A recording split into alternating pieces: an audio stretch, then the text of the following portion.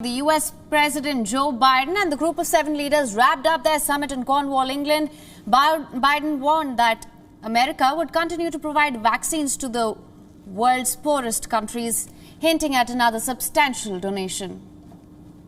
I committed that we would provide a half a billion beyond the 80 million we've already done, half a billion doses of Pfizer vaccine, which we contracted to pay for.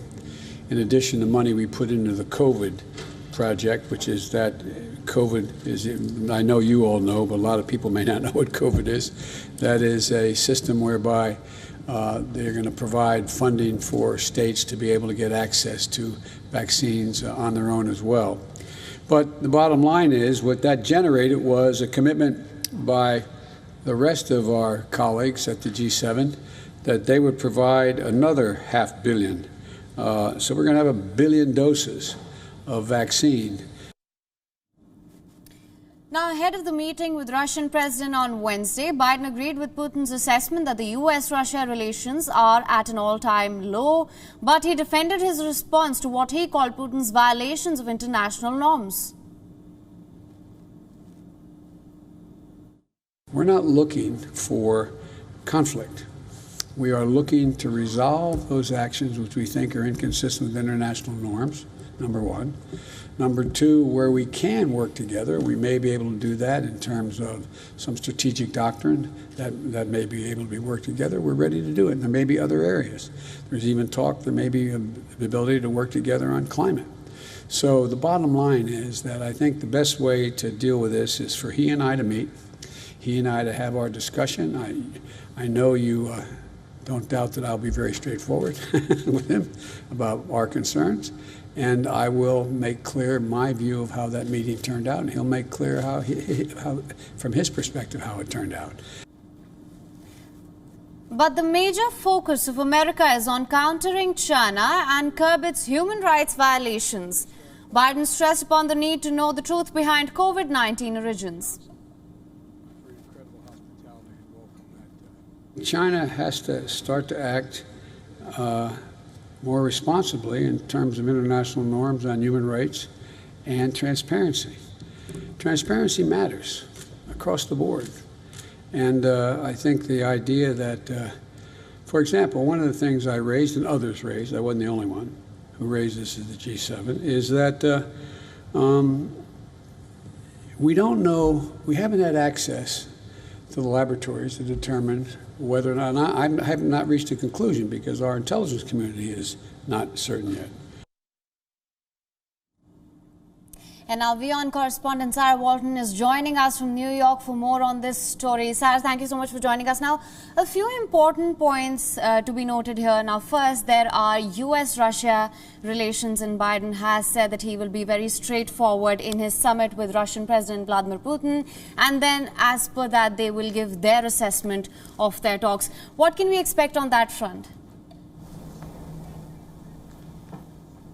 Well, yes, this first face-to-face meeting between Joe Biden and Vladimir Putin since President Biden won the White House, due to take place in Geneva on Wednesday. And I think we can probably safely say that it's going to be a pretty frosty meeting. No love lost between these two leaders. A real war of words between them since Joe Biden won the presidency of the United States. Joe Biden called Vladimir Putin a killer at one point.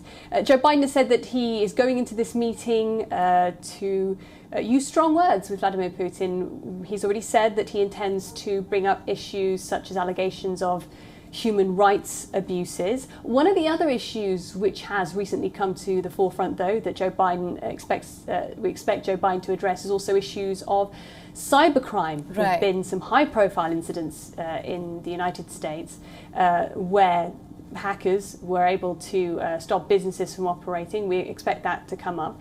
Nevertheless, Joe Biden has also said that he is going there to try to find areas where the two leaders can come to an agreement, where they can possibly cooperate, work together, in order to put the two countries on the path to closer relationships. If not now, then somewhere down the line.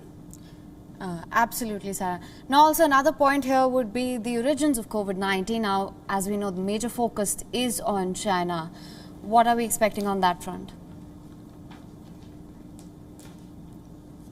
Well, you know, China did come up at the G7 summit, which in itself is interesting. There was a paragraph relating to China in the official communique that came out from the leaders following the summit, and that in itself is important because it wasn't mentioned in the communique that came out following the last G7 summit 3 years ago. There was no mention in that regarding the origins of COVID-19, although that is something that Joe Biden is coming under pressure here in the United States to focus on going forward. What the communique from the G7 summit focused on was calls for China to address allegations of human rights abuses. The G7 also said that they would continue to address China's economic behaviour around the world.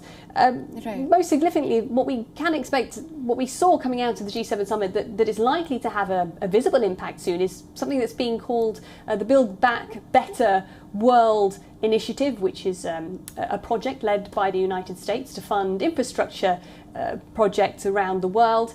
The United States says this is to help the world economy recover from the coronavirus pandemic, but to do so in a way that addresses inequality. And that is actually being seen also as a direct challenge to China's Belt and Road Initiative, which is very similar. Beijing has funded the building of things like roads or rail lines, ports, for example, around the world, in a way that has also helped China to spread its political influence. Importantly, we don't know any details really of how much money the G7 countries are willing to commit to that Build Back Better World project, and that of course could have a huge impact on how influential it would be. All right, Sarah. WION is now available in your country. Download the app now. Get all the news on the move.